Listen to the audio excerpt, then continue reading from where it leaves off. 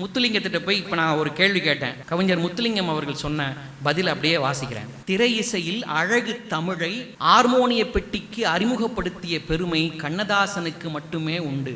ஆனால் திரை இசையில் அணுகுண்டு போன்ற கருத்துக்களை வீசிய பெருமை பட்டுக்கோட்டை கல்யாண சுந்தரத்திற்கு மட்டுமே உண்டு.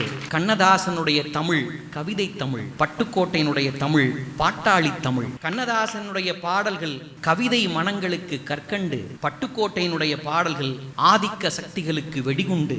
கண்ணதாசனுடைய பாடல்கள் உவமைகளின் சித்தரிப்பு, பட்டுக்கோட்டையினுடைய பாடல்கள் உணர்ச்சிகளின் கொந்தளிப்பு. கண்ணதாசன் பாடல்களில் இருந்தது வனப்பு, பட்டுக்கோட்டையின் பாடல்களில் இருந்தது நெருப்பு. இந்த மூன்று கவிஞர்களோடு வாழ்ந்து திளைத்தவர் யாருன்னா MS விஸ்வநாதன் ஐயா. அவர் பட்டுக்கோட்டையினுடைய பாட்டுக்கு மெட்டு போட்டவர், கண்ணதாசன் பாட்டுக்கும் மெட்டு போட்டவர், வாலி அவருடைய பாட்டுக்கும் மெட்டு போட்டவர். அவர்கிட்ட போய் கேட்டாங்க, வாலி, கண்ணதாசன், பட்டுக்கோட்டை, அவங்கள பத்தி ஒரு வார்த்தை சொல்லுங்கண்ணே. ஒரே வரியில சொன்னார், கண்ணதாசனும் வாலியும் என் இரண்டு கண்களை போன்றவர்கள், பட்டுக்கோட்டை என் நெற்றிக் கண் என்று சொன்னார்.